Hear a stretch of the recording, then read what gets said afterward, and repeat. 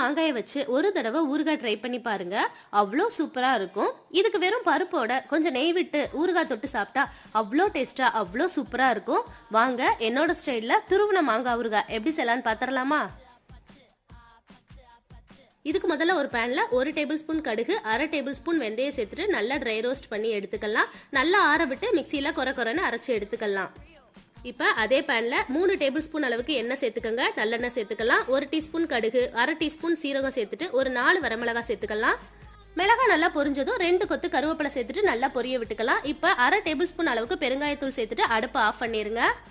இப்போ இதில் 1/4 ஸ்பூன் மஞ்சத்தூள், 2 டேபிள் ஸ்பூன் அளவுக்கு மிளகாத்தூள் சேர்த்துட்டு நல்லா மிக்ஸ் பண்ணி விட்டுட்டு துருவன மாங்காயை இதோட சேர்த்துட்டு நல்லா மிக்ஸ் பண்ணி விட்டுருங்க. 1 ஸ்பூன் அளவுக்கு உப்பு சேர்த்துட்டு நல்லா மிக்ஸ் பண்ணி விட்டுக்கலாம். நல்லா மிக்ஸ் பண்ணி விட்டுட்டு நம்ம ஏற்கனவே அரைச்சி வச்சிருந்த கடுகு வெந்தய பொடி 1 ஸ்பூன் அளவுக்கு இதில் சேர்த்துட்டு நல்லா மிக்ஸ் பண்ணி விட்டு சாப்பிட்டா ஒரு சூப்பரான ஊறுகாய் ரெடி ஆயிருச்சு.